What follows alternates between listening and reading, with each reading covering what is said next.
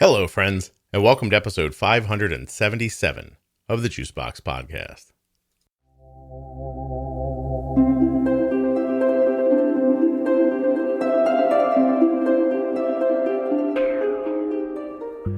Well, today's episode is with Cindy, and she's had type 1 diabetes for 50 years. Now, this one's an after dark, but interesting story.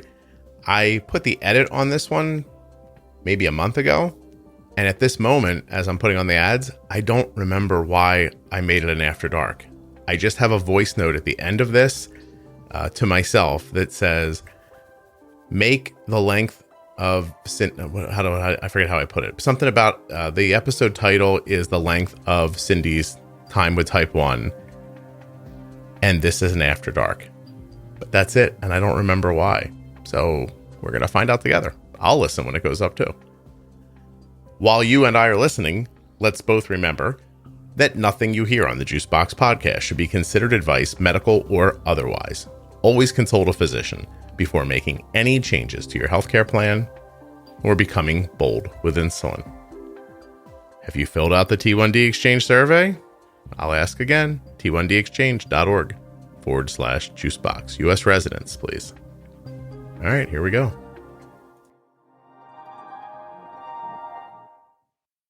This show is sponsored today by the glucagon that my daughter carries, Gvoke HypoPen. Find out more at gvokeglucagon.com/juicebox. The podcast is also sponsored by the Contour Next One blood glucose meter. Learn more at contournext.com/juicebox. My name is Cindy. I live in Washington, D.C.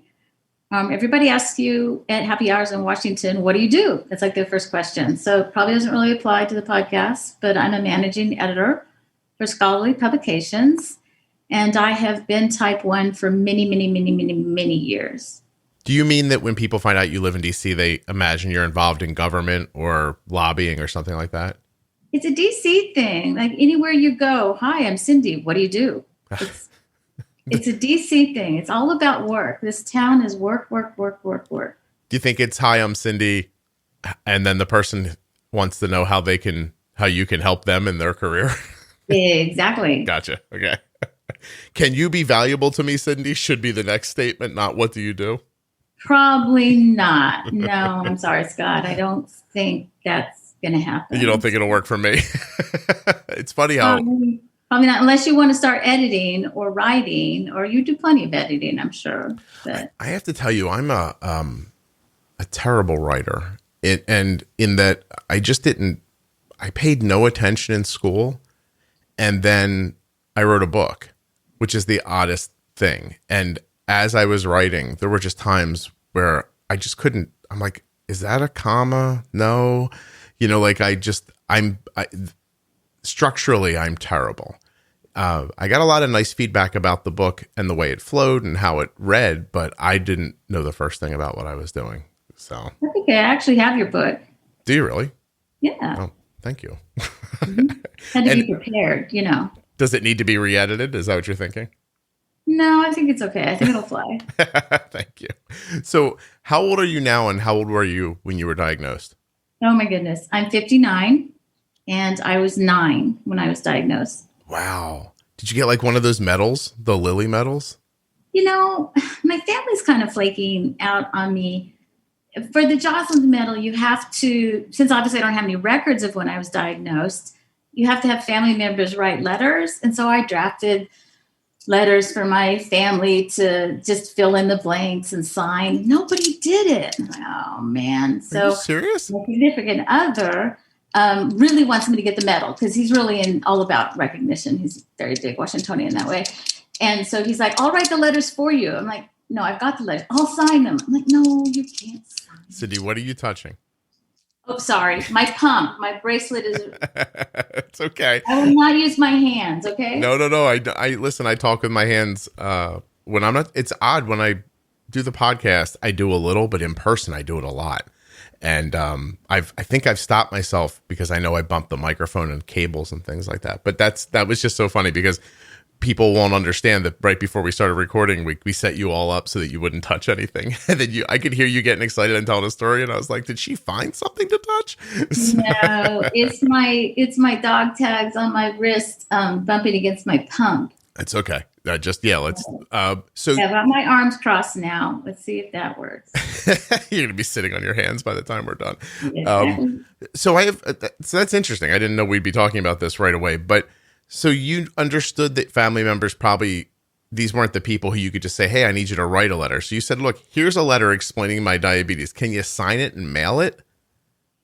And I got no response. I don't know why. I don't know maybe things were going on in their lives, but I was really pretty disappointed. I was like, oh, come on, you guys, because you need somebody to say this is what was happening. And I did all the Googling, like who was president, and just so you have to sort of be able to account for current events at the time and the test that they knew you when you were diagnosed. And I may pursue it again. My mom's 95 though now, so I'm not sure she's really up for it. Gotcha. But, well, if you need me, I can sign your mom's name and mail it for you. I think I got somebody. I mean, he was like, I'll sign it for you. I don't know. It doesn't have a lot of authenticity to it. But, okay. I'd be happy to sign your mom's name is what I'm saying. So you just send it over here. It's how I got through middle school with tests.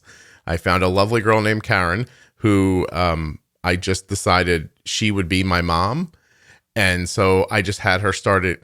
This is very devious, but I pre-planned knowing that I was not going to do well in school and that they would make you get these tests signed if they didn't go well. So instead of ever having my mom sign one of them, I just went to this girl named Karen and I was like, Karen, I'm going to need you to be my mom throughout school. So for years, Karen was my mother. Wow, that's pretty clever. Yeah, you got to think ahead if you know you're going to mess up. That's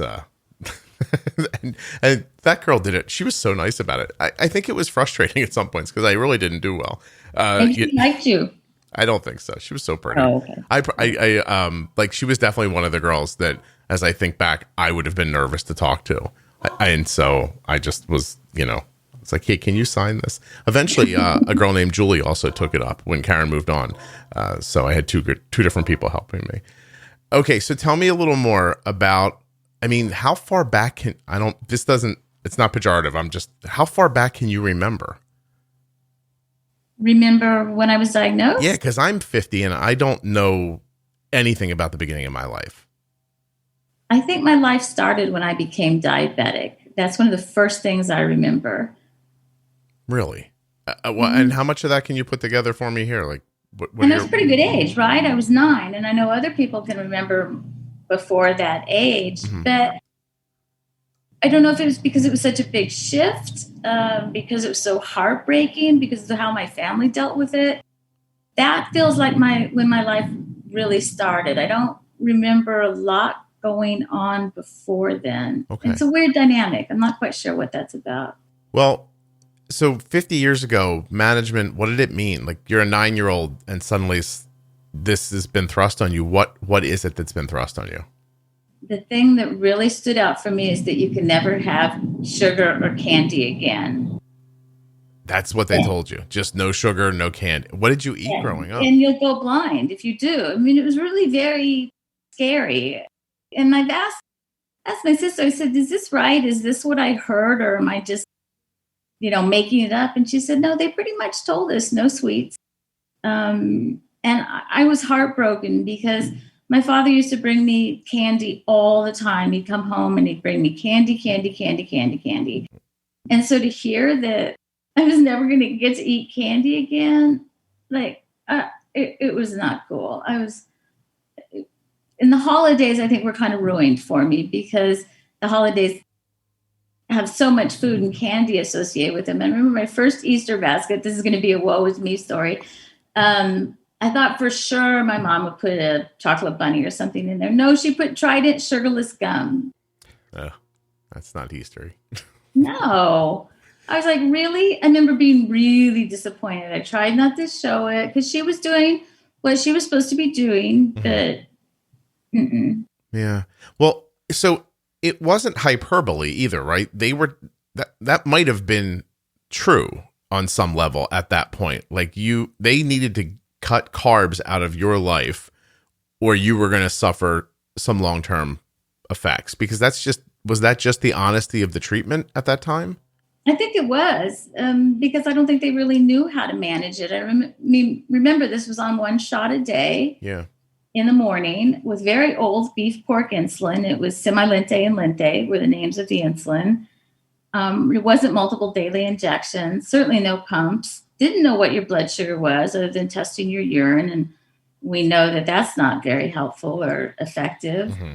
So, yeah, I think at the time that's just how management was. You just didn't think to take more insulin for eating more carbohydrates. In fact, it was very hard for me to get my head around adjusting my insulin to a sliding scale. When I got older, that was a really new concept for me. I was used to taking this 38 38 in Lente and 8 units of Semi-Lente for years and years and years and years and years and years and years. And that's all I took. You just get up in the morning and shoot that and then try to eat a certain amount of carbs at certain times a day? Or was it not even for that? A while we tried that, but that didn't last very long. Once I got a little older, I just ate anything. But we tried that, and it was the exchange diet, which I'm sure you've heard of. Mm-hmm. So it was different than carbs. It was counting exchange as 1 bread, 1 fruit, 1 vegetable, 1 milk. So I think of it more like almost like counting calories instead of carbs. But I guess it was carbs, but that's not what we called it then. Yeah, because that doesn't take into account any of the glycemic load of the foods that you're having. No, not at all, which I think is part of why they really made the hard and fast rule. No sweets, no candy, no. I mean, they had some allowances. For your birthday, you could have angel food cake. You're great. Sponge cake for old ladies for my birthday. Great. Exactly. And I hate angel food cake to this day. I bet you do. I remember my father wouldn't eat chicken. And one day I just asked why, because it was odd. We'd have chicken for a meal and my mom would make my dad a piece of liver every time. And it turned out that his dad had a job that on Fridays, if you had a good week of work, they'd send you home with a live chicken. And that was part of a bonus for working there. So my dad got chicken constantly as a kid and then couldn't stomach as an adult. I can see that. Yeah. So are you saying that, I want to make sure I definitely understand that all the way back in the beginning, you weren't even using regular and MPH. You were using something even more ancient. I was looking for the word. Thank you. Than that. Yeah, no, it was called Semi-Lente and Lente, and it was beef pork. I'm sure it wasn't very pure. In fact, I used to get a fair number of skin reactions from it because I just think it wasn't very pure insulin. Mm-hmm. So yeah, that was a long time ago because it was 1971. That was the year I was born, Cindy. Yeah, I know. You're making me feel old. Oh, listen, it's making me feel old. How are you? I mean, what do you can't just do the woe is me here. I ain't that far behind you. But that's crazy. To listen to now in 2021. And so how long did you do those first insulins again? Oh, I'd say a long time, well into my teens. I don't know when I went on to regular and MPH. Might not even have been until college. I didn't have the best of care. Well, part of it is I didn't have the best of care, but I also didn't take very good care of myself. So I may have not gone on to MPH regular, maybe in high school. But then they wanted me to take 2 shots a day. And I was like, oh, no, no, I don't want to do this. And eventually I did. And that was quite a while before. Maybe I was in college. They wanted me to do even more shots than that. Because really, even though it was terrible control, 1 shot a day was pretty simple. You took your insulin and that was it. Right. And so you weren't really thinking about outcomes. You were thinking about livability. Yeah, only when at that time, I just figured I would die, in all honesty, and I would go blind. And I mean, I just sort of took that like, okay, I guess that's going to be how it is. I mean, I never thought I'd make it to 50 years. I thought I'd be long gone or I'd be sick or, so yeah, I just sort of like, well, yeah, I guess I'll go blind. As I got a little older, I got a better grip on that. It's like, no, you don't have to. You can make better decisions. But when I was younger and I didn't have much control over what was going on around me, I just sort of, well, okay. When you said a minute ago that you didn't do a very good job, what does that mean to you? Well, compared to what I do now, I eat pretty well. And obviously we test our blood sugar and I'm on a pump and I have a CGM. But then you didn't know what your blood sugar was. And when I became a teenager, I just ate and ate and ate and ate and ate all the bad things. Nothing that wasn't like vegetables and broccoli. It was like pizza and sugared sodas. And I almost said pop. I haven't said pop for a long time. In Colorado, you say pop instead of soda. But so I didn't take very good care of myself in terms of my diet. I always took my insulin. I never was someone who didn't take my insulin, but I didn't abide by my diet very well when I became a teenager. And so is it fair to say that you were probably only abiding that diet in the beginning because you were young enough to be controlled by the fear? Yeah, I think so. Plus, when you're 9, other people are generally feeding you. And that lasted for a little while. My family, it's interesting. My family, I don't know why I'm getting in trouble with my family, but they didn't deal with me becoming diabetic very well. And they tried initially, and thank goodness for my sister, who's 10 years older than me. She was only 19 at the time, but she really did make a good concerted effort to watch my diet, to teach me how to take my insulin. She was really great. And thank God I had her. But my mom, initially she was pretty engaged, but then she sort of checked out. And actually my father never learned anything about my diabetes. He'd always just say, he was too stupid to understand it. He just didn't want to be involved, right? How many kids did your parents have? 3, and I'm the baby. Wow. Cindy, I'm going to do something I don't normally do, but I need to take a break for 1 second, and I apologize, but I will be back in 2 minutes, okay? I'm so sorry. I'll explain why as soon as I get back.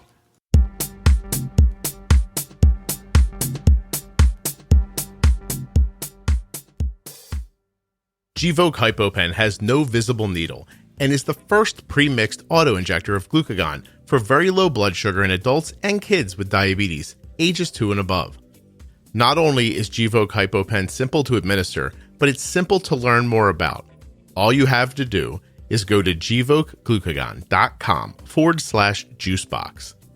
Gvoke shouldn't be used in patients with insulinoma or pheochromocytoma. Visit gvokeglucagon.com/risk.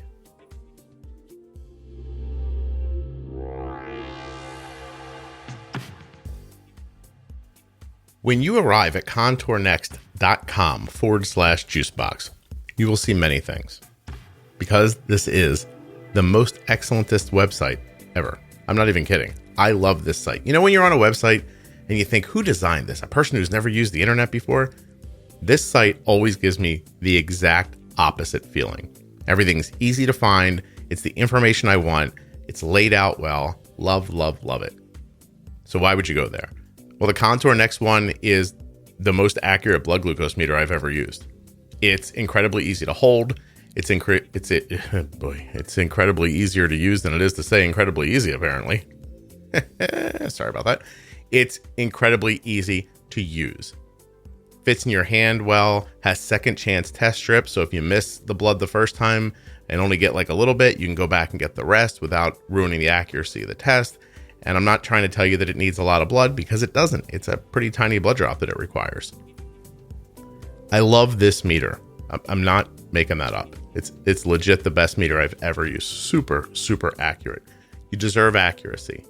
I know some of you are thinking like, well, I have a CGM. Like, why does it matter what meter I use? It does. It just really does. And you're paying for it anyway, and you're carrying it around anyway, and you're getting the test strips. Get a good one. You deserve that much. That's simple. contournext.com/juicebox. This meter may be cheaper in cash than the meter you're using now is through your insurance. Crazy, right? Or what else do they have here? Let me look. Coverage and savings I clicked on. Free Contour Next 1 meter. Find out if you're eligible.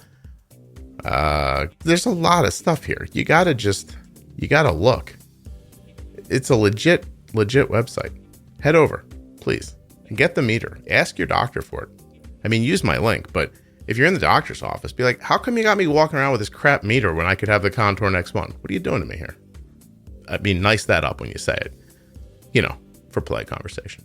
Once again, you can find out more at contournext.com/juicebox. Get yourself the meter my daughter carries. There are links in the show notes of the podcast app that you're listening in right now, and links at juiceboxpodcast.com. If you can't remember, their URL, the URL, God, I don't remember what URL stands for. It's got to be link. The L's got to be link, right? Hold on. I'm sorry. I know. We'll get back to Cindy. 1 second. All right. Now I'm embarrassed. URL meaning. I was wrong. Uniform Resource Locators? Man, some legit smart people made the internet, and they don't think like anybody else. That's it.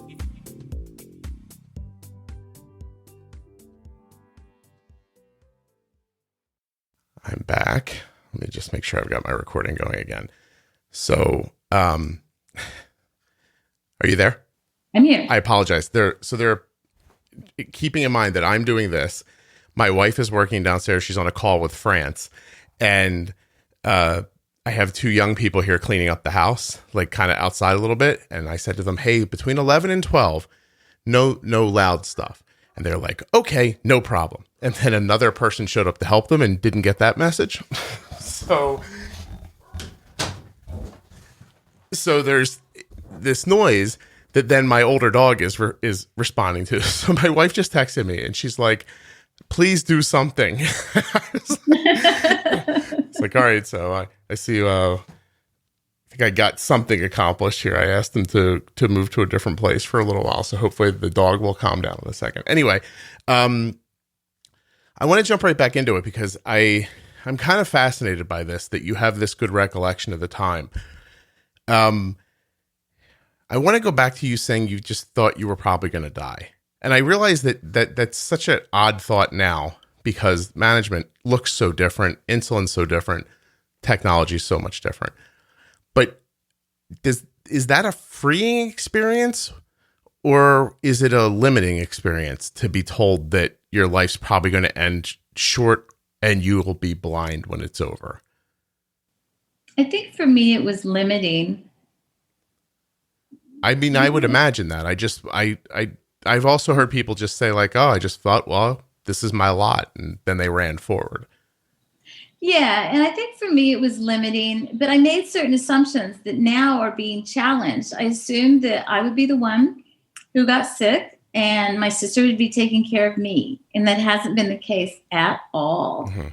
And I really worry about losing her first. And that just breaks my heart. I'm like, oh my goodness. But I didn't realize I had that assumption when I was a kid that I would be the one who would get sick and I would die before my sister. And so I kind of had that was just for the cosmic way. That was the way it was supposed to be. I'm not sure it's going to work out that way now because here I am. Well, you take this number, this 50 years number, and if you go back another 50 years, beyond 1971, you're coming right in at the advent of insulin. So being born another 60 years prior, or being diagnosed 60 years prior to when you would have just died. Like they didn't even have insulin. It just would have been like, "Hey, we're sorry, your kid's pancreas doesn't work anymore. They're going to die." Oh yeah. I mean, they would have starved me to death and then I would have died. Right. So, so this is such an incredible improvement over that. And yet, your experience is still not what we would expect. Is expect the right word? Not what we would hope for a human being's life experience, except you somehow made it to a point where things changed and you're seeing an incredible, like, I really feel like you're an interesting conversation because you have real world knowledge of both sides of this. It feels like to me. Was regular and MPH not much of a difference? When did you get the faster acting insulin? I couldn't tell you for sure.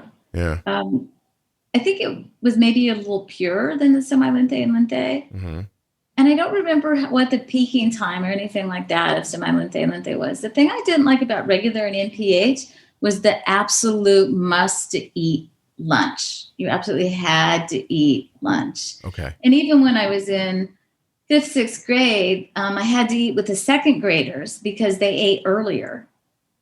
Oh. And that was terrible. I mean, in your 6th grade, you don't want to be eating with the second graders. So I never liked regular for that, or even semi-lente, because you had to time your meals so closely to the insulin. And that was problematic when I was in school and when I was working. That was always really a drag.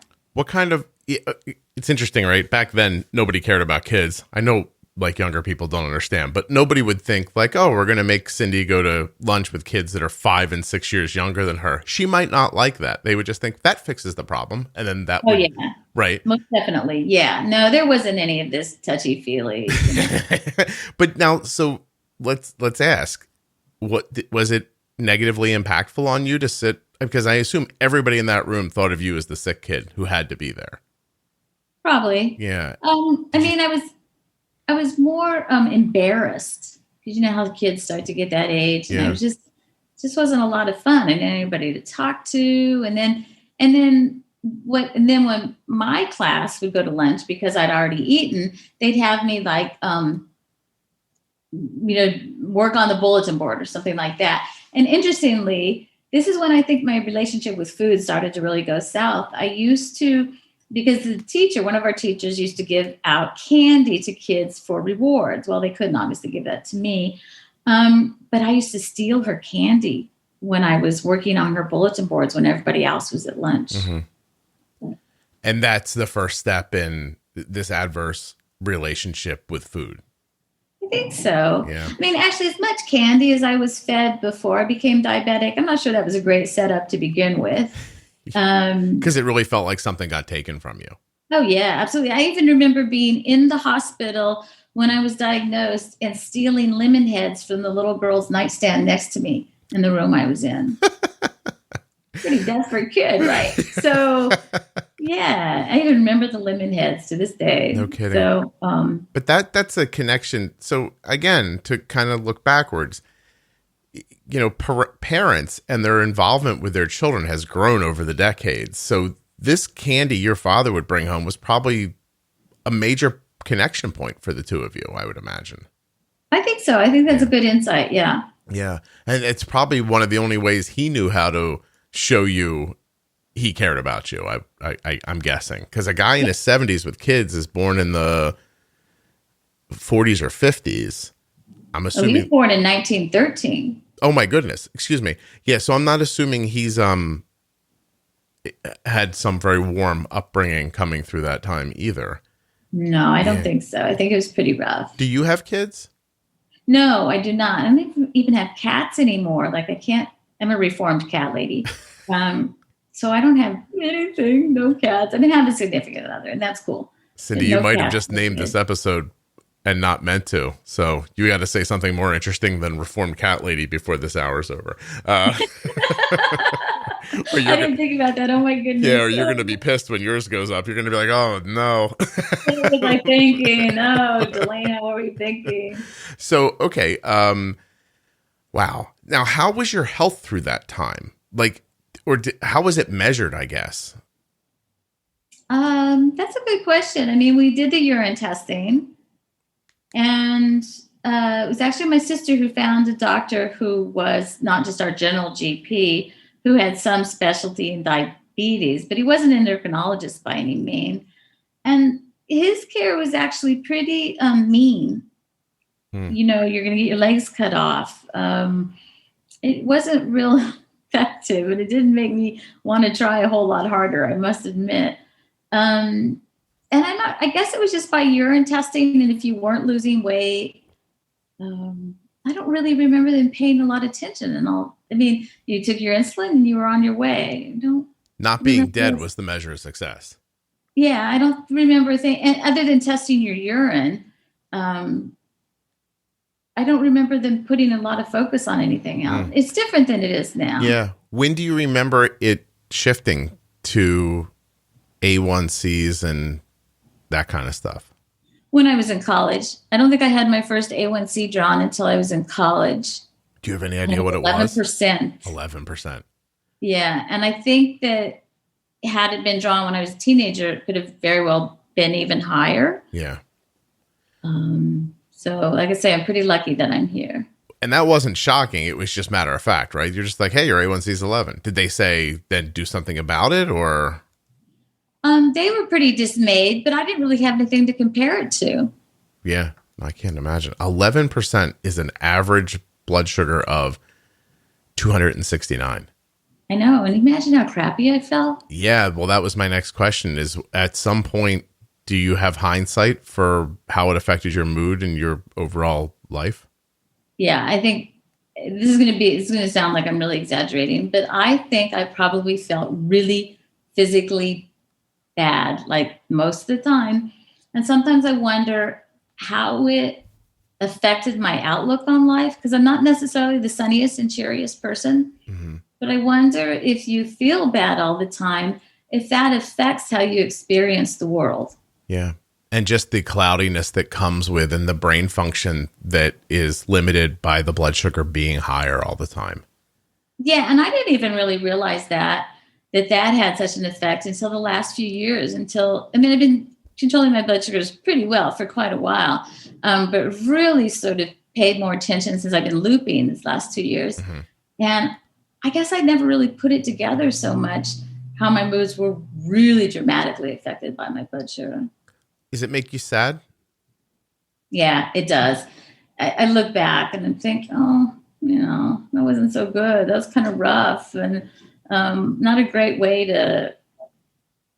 I love seeing these parents now, like on the Facebook group, just being so proactive for their kids and so concerned.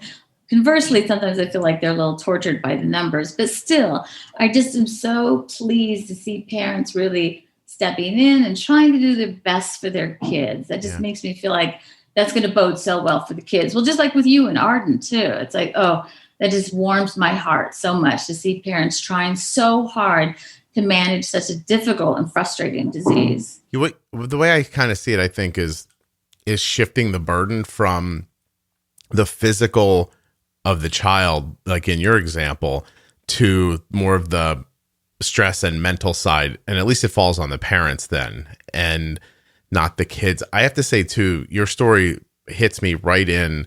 I don't know how long you've been listening, but I have a real hard time with the idea of wasted time. I really upsets me to look back and see that days, weeks, months, years were spent in a way that they didn't need to be. And that there's no way to go back and fix them or get that time back again. And your story just makes me feel like that. It's just that idea of like, I wonder who Cindy would have been without this kind of feeling. Interesting. Yeah. Yeah. And if you don't feel that way, I'm not trying to bum you out. No, it's in fact, my diabetes is me. It does not feel separate from me. Mm-hmm.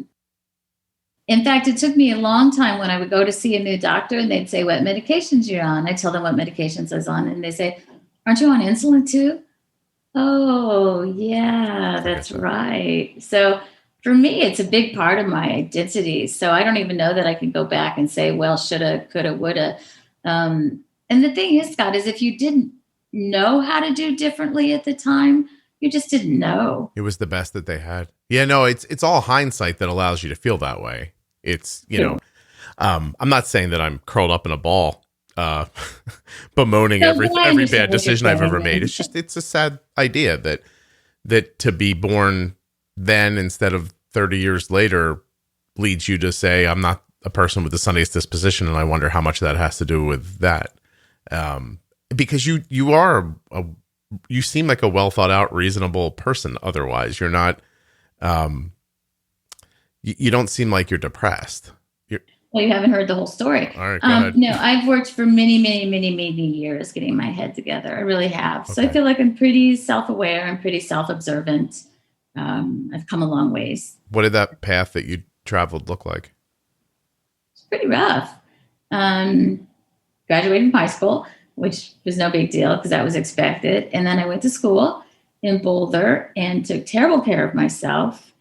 And I don't even know if I should mention this, but Boulder, University of Colorado, was a big, big, big school. And I was really overwhelmed by it. I just wasn't ready for a state school, not at all. So I was proselytized and joined this church that was a near cult. I mean, it's crazy in retrospect. And I was in it for a couple of years, and I just decided, I don't like what these people are doing. This is not cool. And so I left, and they all ostracized me. So all these kids who I thought were my friends wouldn't have anything to do with me.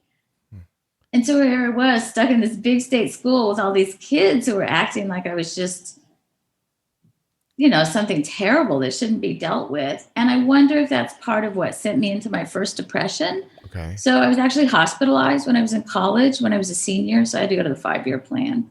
But I graduated and got myself together for a couple of years. But then I moved to Washington, D.C.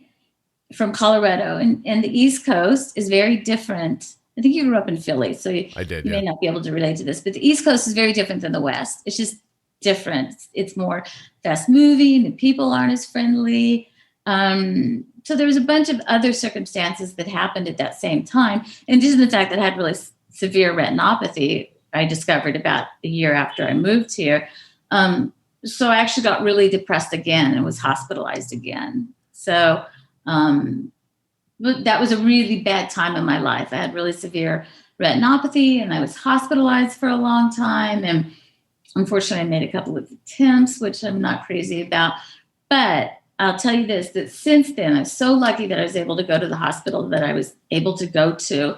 No insurance company would pay for that now, because I got better, and I've not been hospitalized since then. And I've just been able to incrementally make my life better, better, and better with each passing decade. Mm-hmm. So I think had I not gone to that hospital when I was 30, that's actually where I had my 30th birthday, I would never have gotten better and might not even be here. Wow. So Cindy, you just got rid of your Reformed Cat Lady title. You did a good job there. That was that what you were thinking? You're like, wait a minute, I can get out of this. No. Wow. Okay. Let me make sure I understand and pick through a little bit. So as a senior in college, did you have what I guess they would have referred to back then as a breakdown of some kind? Yeah. I got really, really, really super depressed. And it's hard to quite figure out now. I did make a pretty serious attempt. Mm-hmm. And that was really scary. And in retrospect, now it makes me really sad looking back at that young woman. I'm like, what a rough way to get started on your adult life. Like that's not great, but I got through it. And I was hospitalized a couple of times, maybe 2 or 3 times. I think the longest at the time was a month, but then I got out and moved back to Denver and pretty much got my act together and got my first job and did really well until I moved out here. And then things kind of went all to heck then. What do you have any idea what precipitated the first hospitalization? I think it was really leaving the church and having everybody just kind of shun you.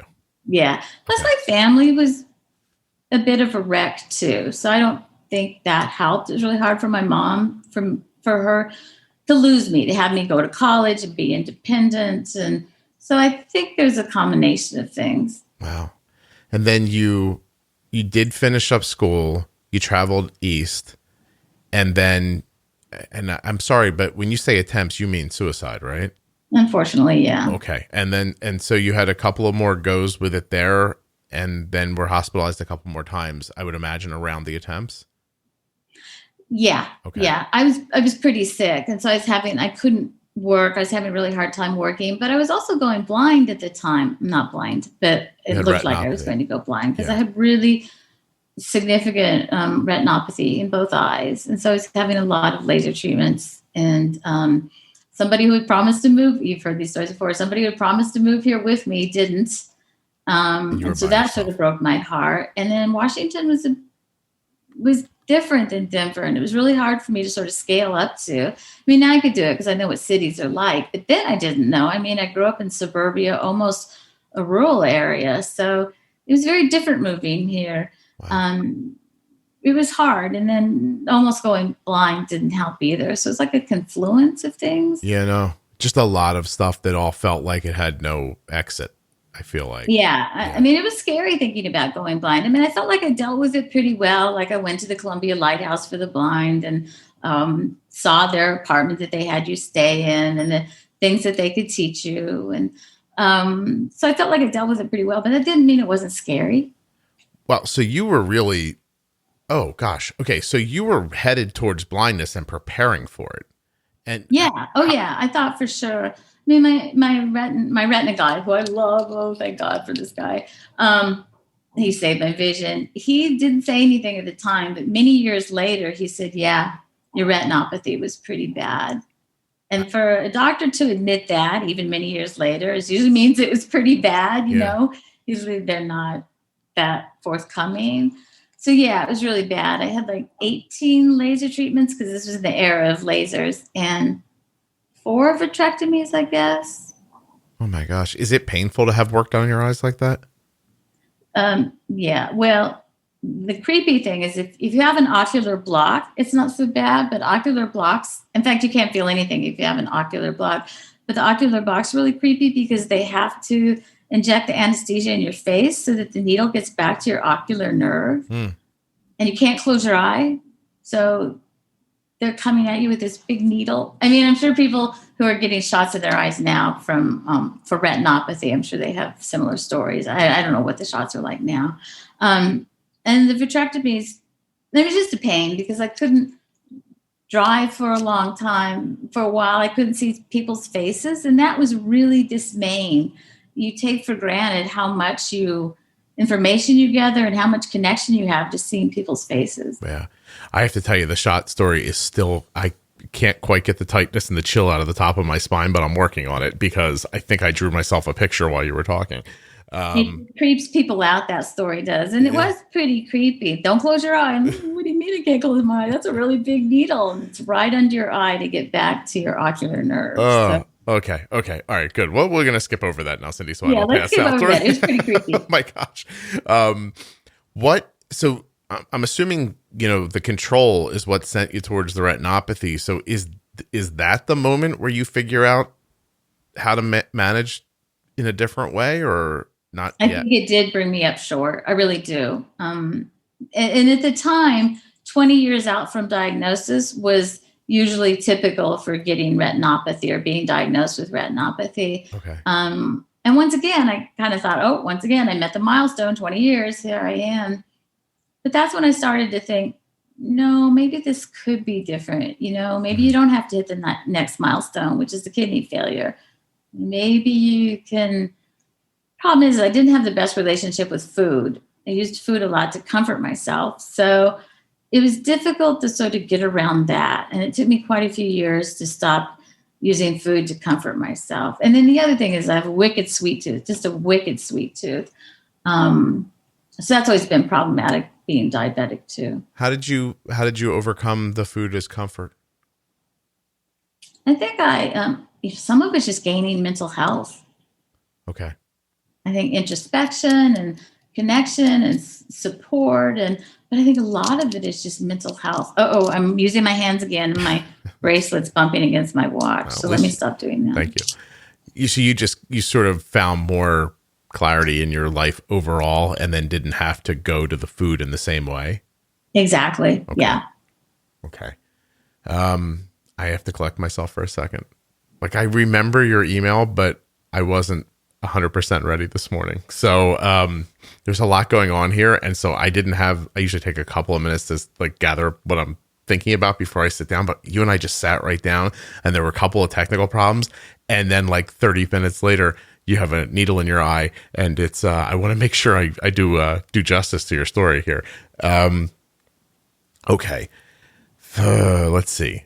So the shifting your relationship with food, does that coincide with the better understanding of insulin, or was that in itself just a big improvement for you?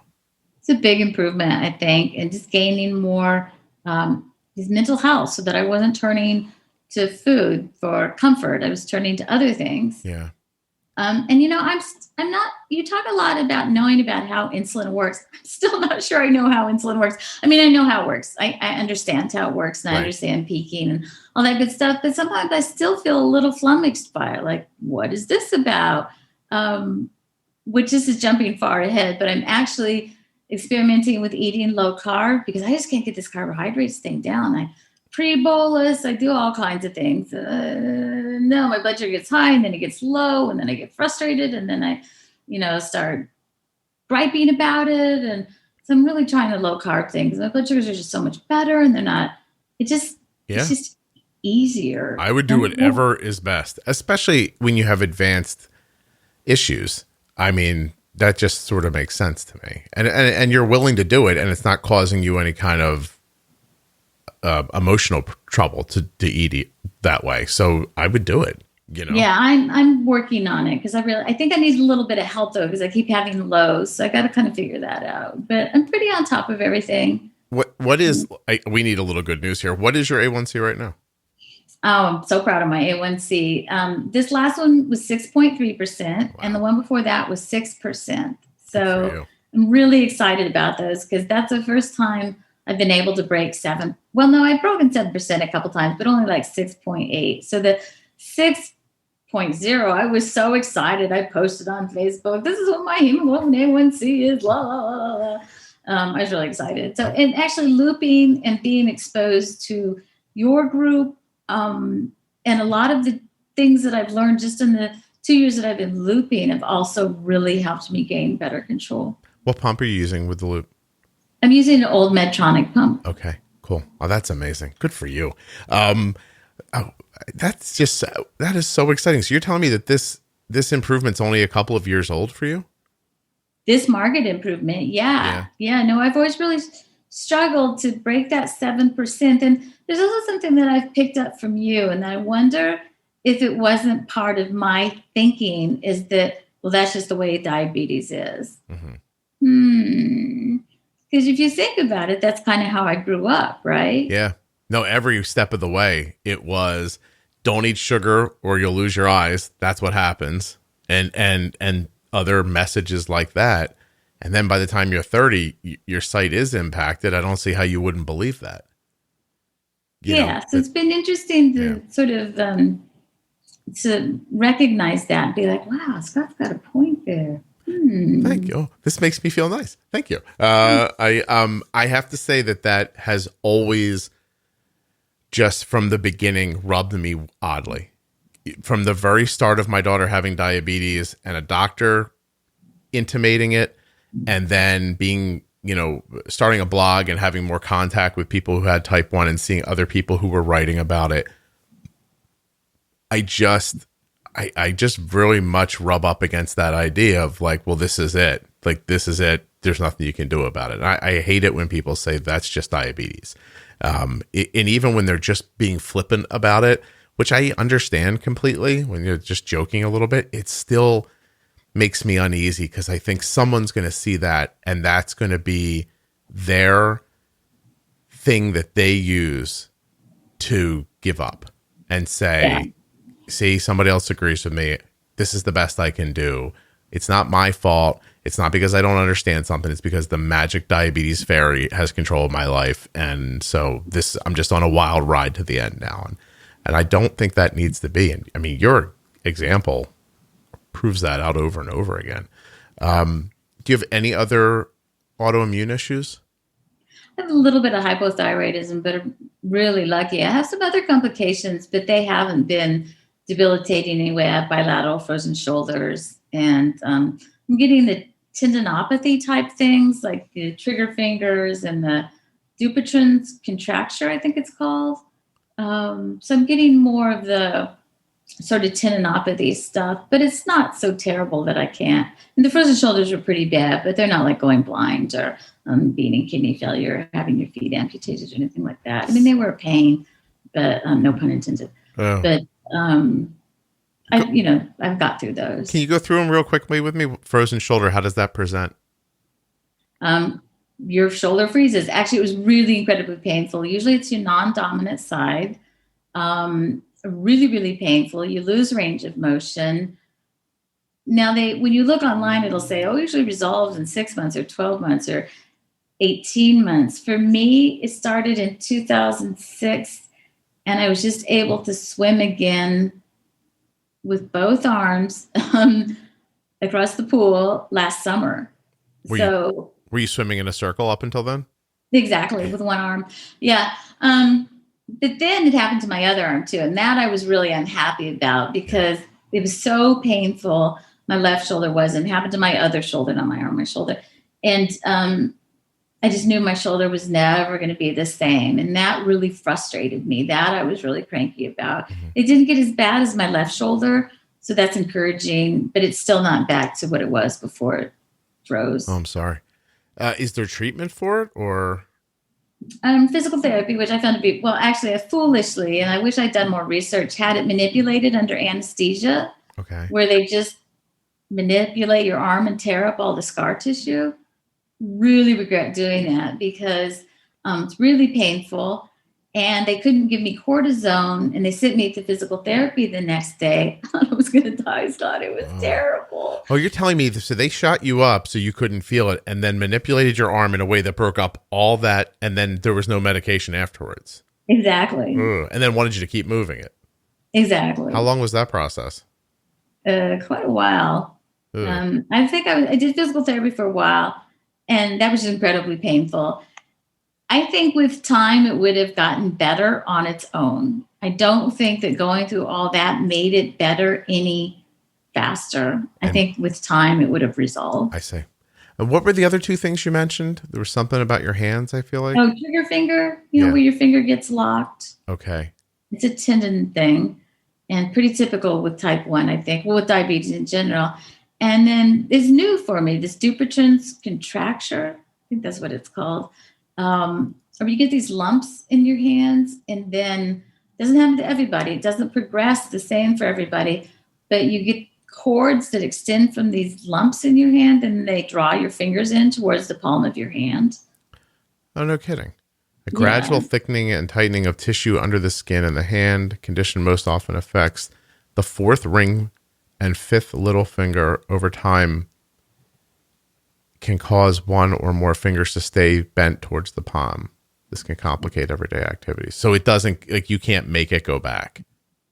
I can't. Well, my hands are not so bad now. I mean, I have the bumps in my hands, the lumps, but my fingers are fine. And did that get better as your blood sugar improved?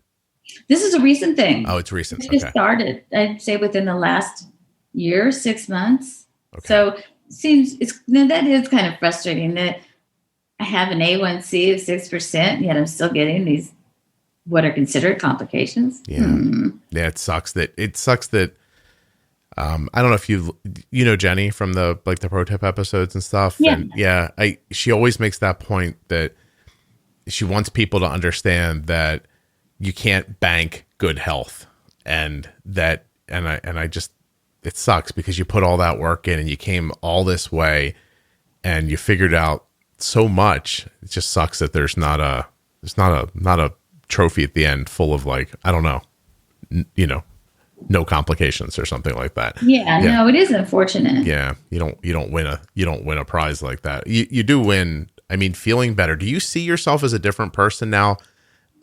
Like, forget the depression and the emotions and all that stuff, but just clarity wise, do you feel different? Yes. And people have told me I'm different too. Well, Hugh has told me I'm different. He's like, I don't know, this low carb thing must be great because you're so nice. Oh my God, what am I like when I'm not nice? You've been so sweet lately. I'm like, okay, I guess I'm really witchy when I'm not like this.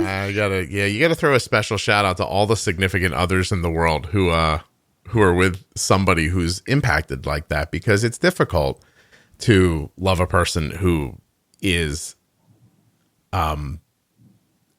I don't know what the word is, but not always the way you expect them to be. I'm sure it's tough. I mean, it's hard for me to relate to because I'm the one having the low blood sugar, right? Yeah, so, you don't know, right? I'm the one who used to be in the patients, and I know it can be really hard on him sometimes, particularly when it's like, what is this about? And if I don't recognize it's low, it can get pretty unpleasant. Yeah, pretty quickly. And then I always feel so bad. But then part of me doesn't feel bad because I'm like, well, I didn't. It wasn't me. Cindy, are you starving? And that doesn't quite fly. But I mean, it's true that I don't know. Well, I'm not sure. It's true for you and not that important to him. Exactly. Yes. Right. Yes. Everybody's got their truth in this, and not one is more more deserving of attention than the other. It's what it is. It's what it means to be with somebody who, might get a low blood sugar. And you're the mean drunk equivalent of getting a low. Are you like personally mean when you're mean? Yes, I can be. Yeah, I can really, I just lose all reason. I just things that shouldn't set you off, or things that are not a big deal. Like, he was so sweet the other day. He made breakfast, and that's kind of a rare occurrence. And so he was really proud of it. But foolish me, I took my insulin much too far ahead, thinking I'd pre-bolus, thinking he'll be done, and he wasn't done. And so my blood sugar got really low, and I blamed it on him. I said, "You took too long making breakfast." Well, that ain't going to get you breakfast again anytime soon. Exactly. So that was not a good day necessarily. You're lucky you didn't have to catch a box of grape nuts coming at your head in that situation. It was, later I felt really bad. I understand. It wasn't his fault. You should have, you should have asked him, when is this going to be ready? When's your best guess? But I took my insulin thinking that I was making breakfast, and that it would take me this long to finish breakfast, not how long it would take him to finish breakfast or to making breakfast. Yeah, I know this isn't diabetes, but I have mentioned it on the show a number of times. I found out that my iron's been low for a fairly significant swath of my adult life, and that I have it up now where it belongs. And the same exact things you're talking about, just having reactions to things that aren't commiserate to what's happening. Like, it could be like getting upset about just nothing, and it feels completely legitimate while you're doing it. It doesn't feel like, oh, I'm now upset about something that I shouldn't be. This thing feels incredibly important in that moment, and every one of your reactions feels warranted. And the people around you don't know your iron's low. At least they can look at you and think like, I bet her blood sugar is low. Until it was identified, no one knew it. And then even after it's identified, the thing that I noticed that was kind of crushing from my side, but I think relates to what you just said and is understandable, is that it didn't immediately wipe the slate clean with the people around me who had to experience it. That's probably true. Yeah. It's not like you're given all of a sudden, oh, okay, we understand. Right. It's hard to give away. You can't just give away feelings that you've had in the past because you now understand why they happened. You can't just forget them. No, that's a good point. Yeah. And it's anyway, it's sad to me that happened to me, or that it happens to other people, because I do have that feeling of like, I wonder how I would have been in these scenarios. Like, I wonder how much of what my children think of me would have been different if my iron level was 30 points higher, which is so ridiculous. Interesting. Because I am definitely different now. And just by different, I mean, like, I don't find myself being irritated by things or upset or gruff nearly as much. Like, I still, like, sometimes something just makes you upset, but the threshold for it is so much higher now. Have other people noticed it too, or have you just mainly noticed it? In my family, everyone here knows. Good. Yeah. Good. So everyone. That's encouraging. I mean, it's nice to have that positive, that what's the word I dislike so much? Validation. Validation. You don't like the word validation? No. It's because you're gruff, Cindy. You don't want to be talking about positive stuff. All these soft kids nowadays, I'm just kidding. Well, I mean, you've been through, Cindy. I'm going to curse you. You've been through a hell of a thing. It really is something else, and you seem really good natured about it now. And try to be pretty open about it, and pretty. I mean, this is a phrase that I'm not crazy about, but it is applicable many times. It is what it is. It's like, well, that was my history, and not a lot I can do about it now. Like you were saying earlier, you can't go back and change things, and maybe it's part of what's made me now. Yeah, I have to say that I had no intention of this when we started talking, but this is an After Dark episode. Thought it might be. The other day you posted on Facebook, like, I'm looking for people for more After Dark episodes. I'm like, oh, Scott, you haven't. I almost posted, we have a date. Just wait. It's coming, honey. Yeah, I didn't. I held off. But. No, it really is. And I'll tell you, I find this conversation with you enlightening, and it feels it's a little difficult for me because I don't have the ability to talk about things referentially. Like I can remember like a friend of mine's father passing away, and he's crying and I'm joking about it at the same time. Like I don't know how to. I'm not good at that. Like I'm not good at just.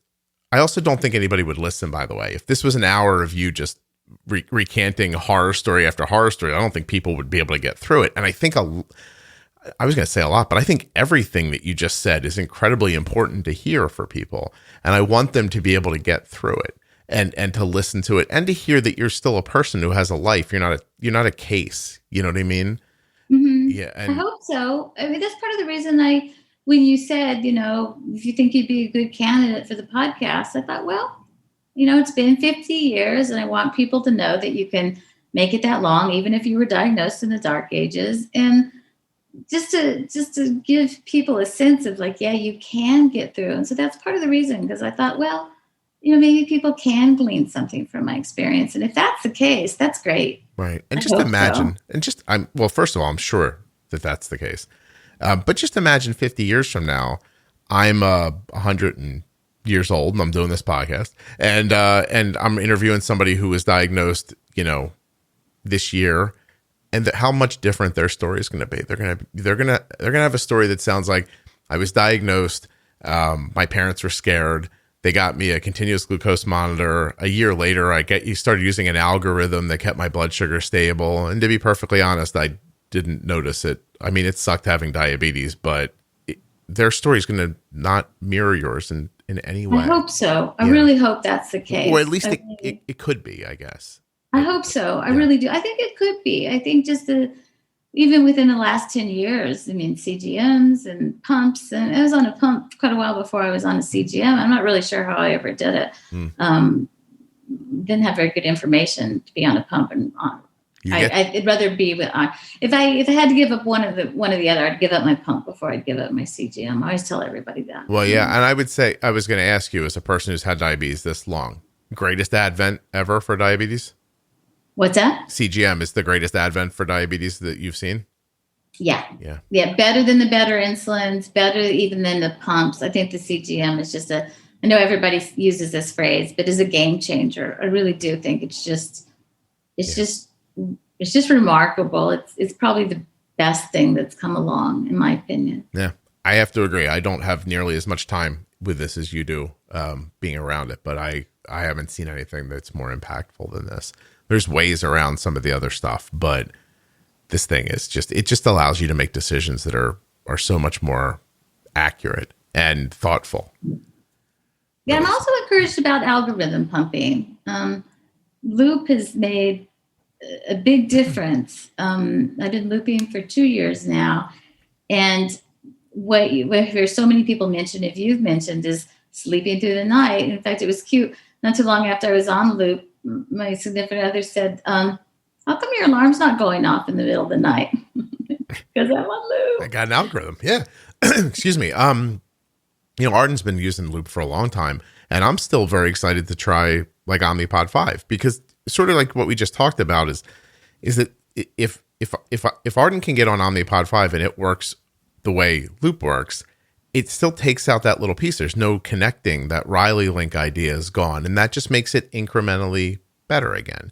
And so I have my fingers crossed for it. I can't wait to try it and see how it sounds is. Cool. I think there's a lot of good things coming down the pipe. Yeah, really Control IQ from Tandem, people seem to love. Medtronic's going to refresh their algorithm, I would imagine, sooner than later.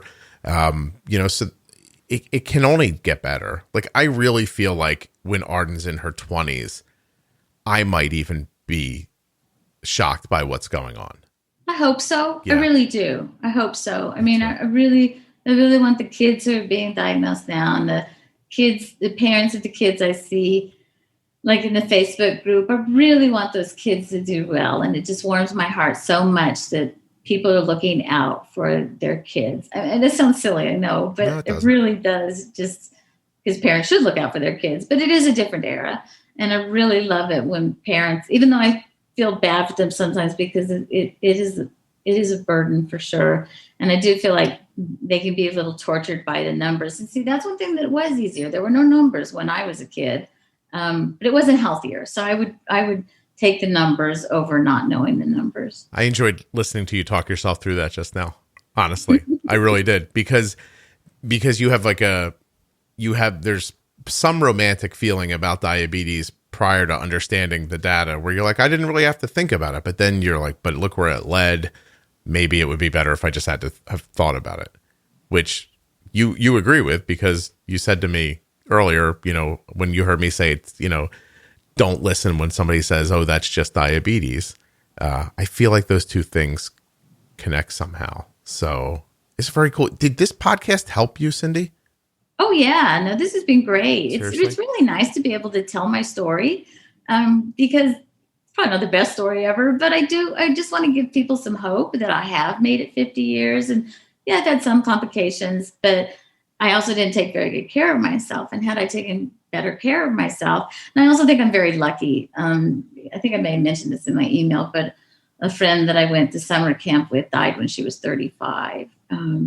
And so I feel very, very, very fortunate to be here. And she did not take very good care of herself. Plus, her mother had died and she had been type 1. So I feel really, really fortunate to still be here. And I need to remember that on my cranky days, or on my, that I'm very lucky. I think the nicest thing you've said in the last hour is that you feel lucky. I think that's great for people to hear, because you maybe did just get a little lucky. Like, that's a great example. Like, things go a little bit different one way or the other, and your friend, loses her life in her 30s, but diagnosed around the same time as you, I imagine. Mm-hmm. Yeah. And so starting from that point, you had as much chance as not as being that way too. I would assume as many people probably were who were diagnosed back then. And and instead you've got you things, as much as your description makes it sound like things didn't go well, they at least went into a way that you're here and you have this new clarity and an opportunity to take better care of yourself. So, oh, absolutely. No, yeah. I'm very lucky. It also helps that my mom's 95. I think I got good genetic loading too. I was going to say, you might be a little bit of a genetic badass and not even know it.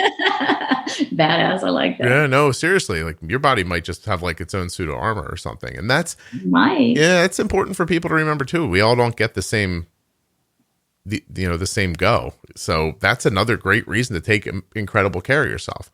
Because, I agree. Yeah. I agree. And the playing field's not even, so, or level. What I never get those things right. I'm always like, throw rocks at brick houses with wolves. Level playing field was the right way to go. I should have said that. I used 1,000 words instead of just saying everyone's playing field's not level. But I think that's important, because you don't know when you're diagnosed if you've got Cindy's constitution or somebody else's. And, so taking the best care of yourself you can is going to give you the best opportunity. And I think that's really all you can do. Like, I feel like if that's what you did, then whenever things go wrong, if they go wrong, at least you can say to yourself, there was no better way for me to have done this. Oh, I agree. I think you should give yourself a fighting chance. I really do. Wow. You're really good. But this was wonderful. Did we not talk about anything that you were hoping to talk about? No, I think we covered it. Wow. You were delightful. Oh, well, thank you. I was hoping for that. I was like, I wonder if Scott's going to say I'm delightful. Oh, but you weren't. I'm delighted. That's how I know you were delightful. Can I be honest? Maybe you weren't, but I'm delighted. So maybe that's what I should start telling people. Do you think people who we get to the end and I don't say they're delightful, do you think they're let down? Cindy. You use it a lot. Oh, do I? I don't know. I really found this delighting. Well, good. That's a compliment. Thank you. No, 100%. I used to find myself at the beginning of new episodes, when I set them up to put them out, I'd be like, I love this episode. It's my favorite one. And then I thought, that sounds disingenuous, so I stopped saying it. But I do feel like that. Like, I never put out an episode where I'm like, this is crap. I think that comes through, Scott. I think people can tell that. Oh, I hope so. People can tell that you've put thought into it and that you've engaged people. And the only thing that's been hard for me is I keep wanting to ask you questions, but I had to remind myself, no. What? You want to ask me a question? Ask me a question. Well, I'm just curious, like, what's going to happen when Arden goes to school? Just those kind of questions. I just think about these things. I don't know. That is why I'm thinking about your family. It's none of my business. Oh no, but I'll field a couple from you. But so the first one you just asked, that is the favorite question of longtime type 1s. Really? Yes, people who have had diabetes for a long time who experienced it. This is me inferring, but experienced it prior to glucose sensing and blood glucose meters that could be used more frequently with more accuracy. People who were just in that, like, take a shot in the morning, try to eat around here, sliding scale. Anyone who grew up through that, I imagine, didn't have as much connection with their parents and their care. And so this amount of connection seems, this is a lot of me inferring, but I feel like this amount of connection feels like it's not real, or it's too much because it's way more than what you got. And therefore it feels like Arden must have no grasp of diabetes and will be lost when she's like set free into the world. Is that about how it makes you feel? Yeah, I confess that I do worry about that. I have thought about it, but I wonder about both of you, just like how the dynamics are going to change. I don't know why I think about these. Well, things. when she leaves, I'm just going to have to go adopt another kid with diabetes to give me something. I think so. Yeah. Got to have some fodder too. So, no, I think she'll do great. It's just interesting to hear and to think about. Just like, wow, because I know she's getting pretty close to going to school. She's going to be 17 this summer. Again, she's looking at colleges, and she's going to, at some point, we're going to do some interviews on the podcast with her, and I'm going to try to talk her through some of the ideas that I think she's going to need to know. Like, I'm going to talk to her. Yeah. And at the same time, it's not like when she goes to college, I'm going to tell her never contact me again. So that we could do that. Oh, no, I'm sure that's true. No, it's just, I just think it'll be interesting, and I won't be seeing, because I'm not in your household. I'm not living next door, but the dynamics will be interesting to see how they play out. I mean, I think she'll do really well. I don't have any doubt about that. I'll be curious to hear where she goes to school. I can't wait. I can't wait to talk about it. Like, I already told her, I was like, I'm going to keep doing the podcast even after you move out, and she's like, well, I won't even be here. I'm like, I still think we're going to talk. And if not, then we'll talk about the disillusion of our connection around diabetes. Like, there's plenty to talk about still. Well, there's plenty. And I've been thinking about that too. I was like, no, even when she does move out and she's not under the same roof, or when she goes to school, she may be under the same roof sometimes. There will still be plenty of things to navigate with diabetes. You know what I mean? So you guys, you'll have plenty to talk about, I'm sure. And on top of that, just between her and my wife and I have a unique situation here. I've talked to more people with diabetes than maybe some doctors have, right? And so I'm fairly aware of the pitfalls that lie ahead. And I hold no illusion that they're going to miss Arden because I'm the guy with the podcast who knows how to make your A1C stable. Do you know what I mean? Like, I don't feel like she's going to miss those things about having diabetes just because of her connection to me. So I want to be able to. True. Yeah. So I want to be there, and as much as she wants me to be is the other thing too. Like, I'm not going to infringe on her life, but I'm trying to set up a relationship now where she'll feel comfortable reaching out and saying, "Hey, Dad, my blood sugar's been 200 for 3 days, and I don't know what I'm doing." So. Because but I think you've said, just what I've been able to infer from far, I think you've set your kids up like that anyway. I hope so. To progressively be more independent. Yeah. So I think you've done a good job there. And at the same time, be willing to just, like, I got a note from my son the other day that, it felt like a 12-year-old sent it to me. But I thought that was good because it felt like he bumped into something that he just didn't understand. And instead of just ignoring it, he's like, well, let me get some more context for this so I can deal with it better. Oh, that's great. That'll bode really well. I hope so. For both of them as adults. I have all of my fingers crossed right now. So, Cindy. Yeah, for sure. Me too. What else? Go ahead. Ask me something else. Now it slipped my mind. It's mainly curious about Arden and how the dynamics were going to change. But I can't think of the other question I had. So I guess I can't ask you any more questions. Okay. Well, if you think of them, you let me know. I will. I really appreciate you doing this. I thought this was wonderful. And I think you dug through a lot of personal stuff over a lot of decades, which can't be easy. And I really appreciate your desire for other people to hear it. So thank you very much. Well, thank you. I've really enjoyed myself. I'm glad. This is an After Dark. Use the length of time she's had diabetes as the title. A huge thank you to one of today's sponsors, Gvoke Glucagon. Find out more about Gvoke HypoPen at gvokeglucagon.com/juicebox. You spell that GVOKEGLUCAGON.com/juicebox. I also want to thank the Contour Next One blood glucose meter and remind you that you deserve an accurate and easy to use blood glucose meter. Find out more at contournext.com/juicebox. And take the T1D Exchange survey, t1dexchange.org/juicebox. You just have to be a U.S. resident and have type 1 or care for someone with type 1. Thank you so much for listening. I'll be back very soon with another episode of the Juicebox Podcast.